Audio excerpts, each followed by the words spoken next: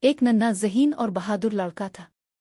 اسکی بڑی بڑی ہیزل آنکھیں، گھنگریالے سیاہ بال اور گورا رنگ اسے گاؤں کا سب سے پیارا بچہ بنا دیتے تھے۔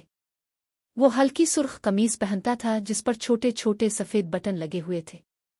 ایک دن جب وہ جنگل میں کھیل رہا تھا تو اس کی نظر ایک چمکتی ہوئی سونے کی گھنٹی پر پڑی۔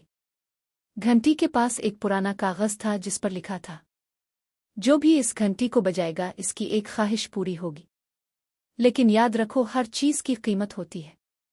عمر نے دل میں ایک خواہش لی اور گھنٹی بجا دی۔ اس نے کہا، میں چاہتا ہوں کہ میرے گاؤں میں ہمیشہ کے لیے میٹھے پھل اگے۔ اگلے ہی دن تمام درخت رس بھرے آم، سیب اور کلاہے لے کر لہلہا اٹھے۔ لیکن خوشی زیادہ دیر نہیں رہی۔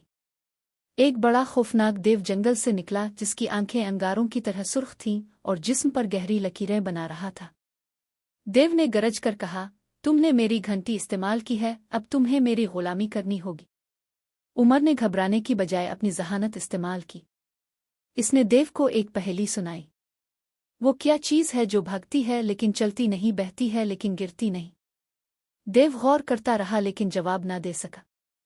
آخرکار وہ شرمندہ ہو کر غائب ہو گیا۔